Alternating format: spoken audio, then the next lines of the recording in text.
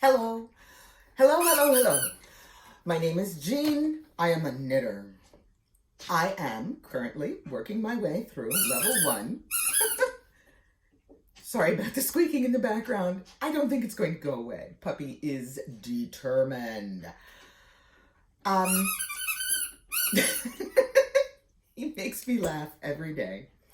I'm currently working my way through level 1 of the Master Hand Knitting Program of the Knitting Guild Association. It's not the Knitting Guild of America, it's international. This is a set of 18 swatches, 1 report, 22 questions, some gauge analysis, and a project, which also has its own set of questions that I must answer. Right now, I need to re-knit one of my swatches because I was examining it for its final photographic record keeping before I put it in its packet to be shipped off. And my colorwork swatch. You see that tiny little oops right there? Yeah, tiny little oops. Teeny tiny. Yeah. It's enough that I do not want to send this particular swatch out. It looks horrible on that side. It's all got the wavy wobbles and there's a loose stitch. This piece has already been blocked and that loose stitch isn't going anywhere. So I'm going to do it again. But this is a rectangle of stitching that might take me an hour. I'm not real worried about that.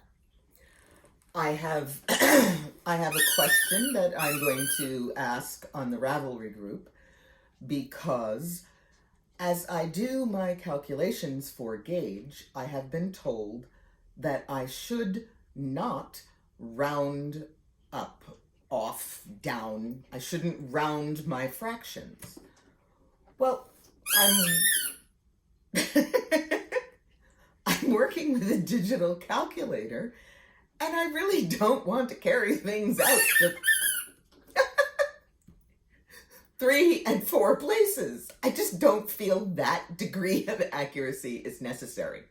1, 2 points after the decimal, but I really don't need thousandths of an inch. Hundredths of an inch. Maybe tenths of an inch? Yeah, definitely need that. But I've printed things out. I've used up lots and lots of paper.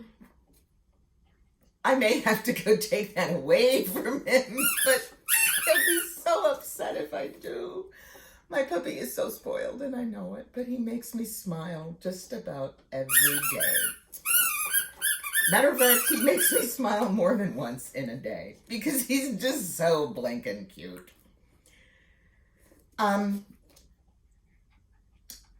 But when last we spoke, I was arguing with the cuff on the project, the Mitten.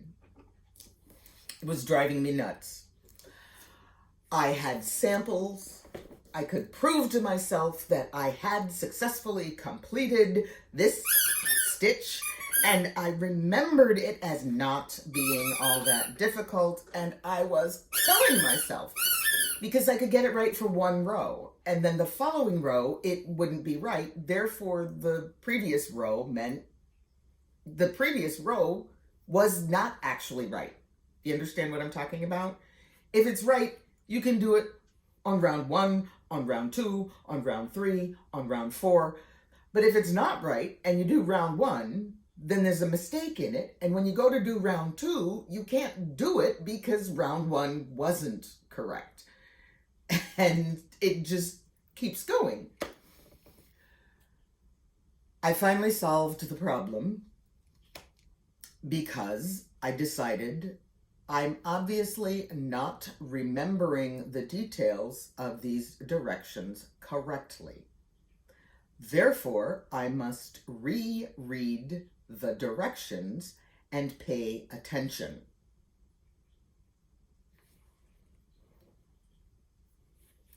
Do you see what I see? A mitten, a mitten. I finished this darn mitten. And the cuff doesn't actually look too bad now, does it? I still have to do a teeny bit of work to get the picked up stitches at the thumb graft to look exactly right, but I am certain that that is an achievable goal. I've buried a lot of my ends. I haven't done the ones here, so there's a little bit of gaposis, inconsistent. There's a little bit of thread tension issues. I haven't blocked this mitten yet. I finished it not that long ago. I was also able to easily answer the 7 questions that were to be completed at the end of completing the project. And the final question was, hey, tell us anything else you might want us to know about this mitten. He's got comments. I am actually going to read what I typed. Question 7. This mitten was right up there with most hated objects in the history of knitting, and further deponent saith not. I don't like knitting that is this dense and stiff, and there's a reason for it. I will also say that, I'm sorry, but if your thumb ends somewhere around here, because that's where it is in this mitten, you have some problems. I'm just like, welcome to a disproportionate thumb. Look at where it ends. I'm like, you really? Human hands are not normally shaped like this. That's okay. I followed their directions. But because I had to bribe myself to finish the mitten. I'm about to take that away from him. Bun, we've had enough. He's gonna squeak it again. I know it. Right about now. Told you. I bribed myself to complete this mitten by telling myself that I really wanted, I'm going to go to Rhinebeck. I'm not going to have a Rhinebeck sweater, but I will have a Rhinebeck schlanket. And I have started. I did do a gauge swatch. I only did one. It blocked in minutes practically. And I really like the drape. I then cast on, it's a garter tab cast on, which goes like zing, zang, zoom. And then started knitting and...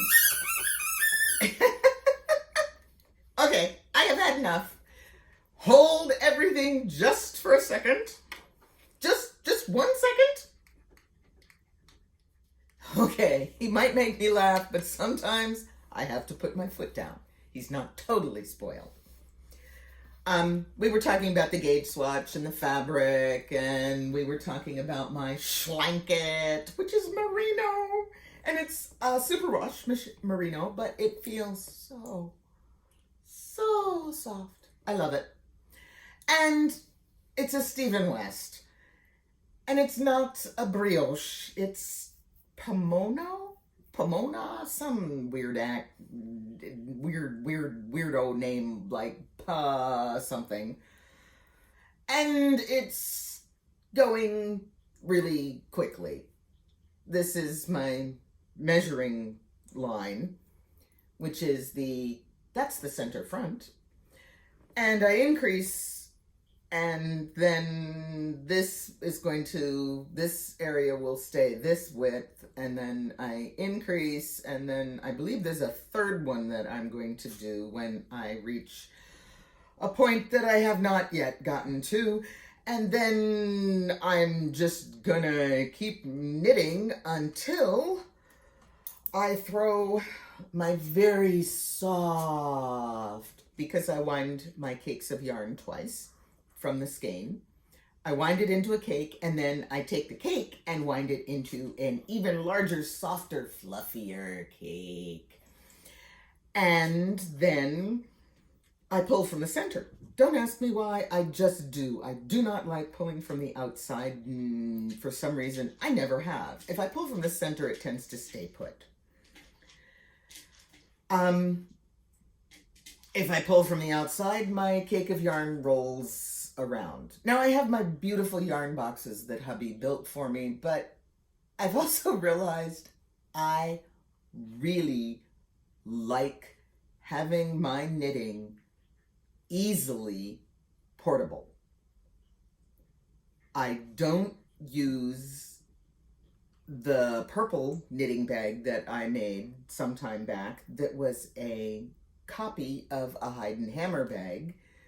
It works really, really well for some things, but I also want to be able to carry my wallet and phone and hand cream and pocket knife and who knows what else in an easily accessible bag along with my knitting.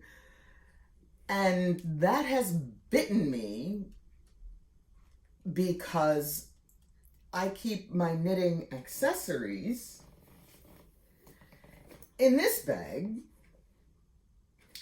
which keeps everything together, keeps everything sorted. I know where to find things. I know what the front is, because I could not, on my other one, I couldn't tell the front from the back because it was a pocket. And because I have determined arbitrarily this is the front, I can now turn it, open it, and get to exactly the page that I want quite easily. It works. But it also means that if I don't carry this with me, I don't have access to a stitch marker, a progress keeper. We're not going to talk about that one. Or maybe we should.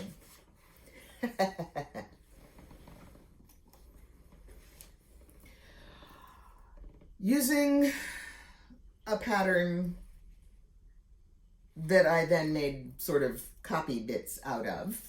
Notice it has ears and tabs because it's got a center zip. Zippity-doo-dah. And I made a case for my progress keepers. Yes, I have a lot of them.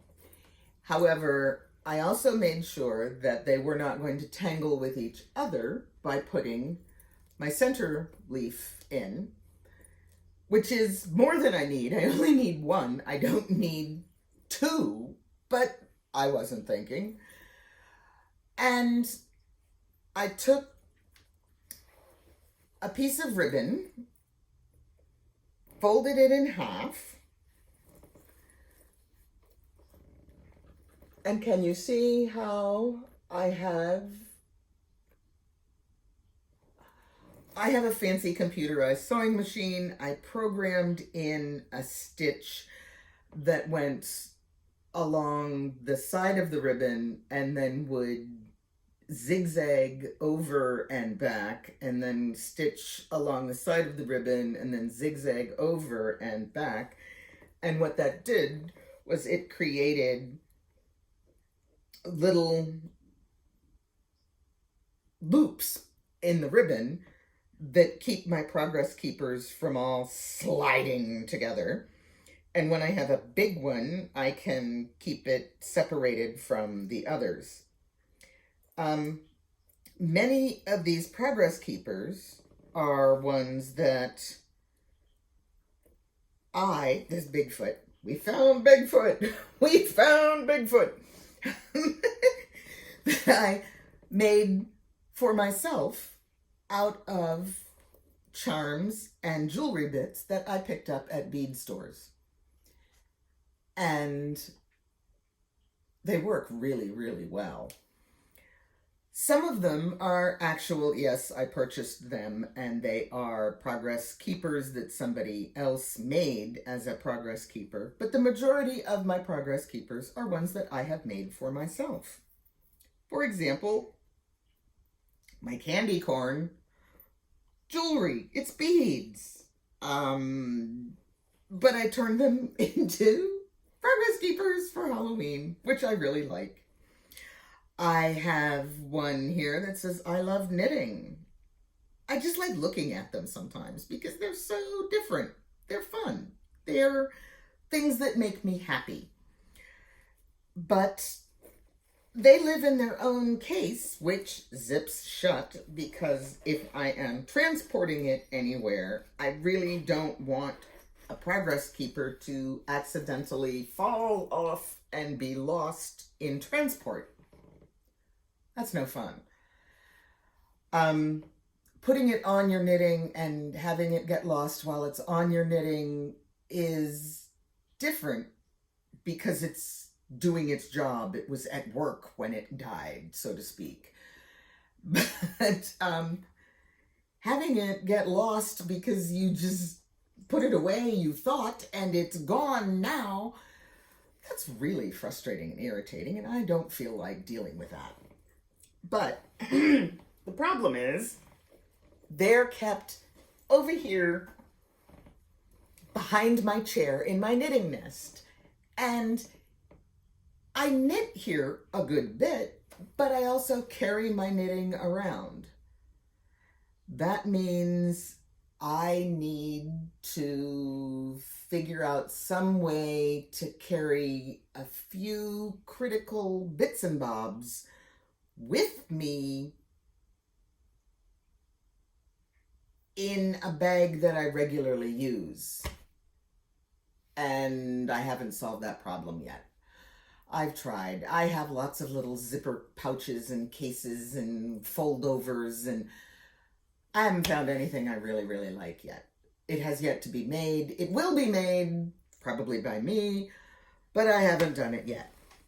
I also wanted to take a minute and talk to you about this thing.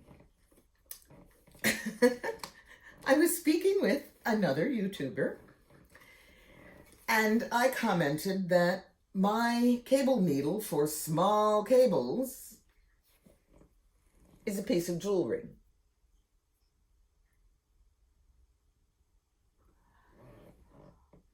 I can wear it on my finger, and I don't have a problem. It is made by www.lesliewind.com. Leslie Wind is all one word. She is a knitter, crocheter, and spinner, and she does custom jewelry. There it is. Come on, come into focus.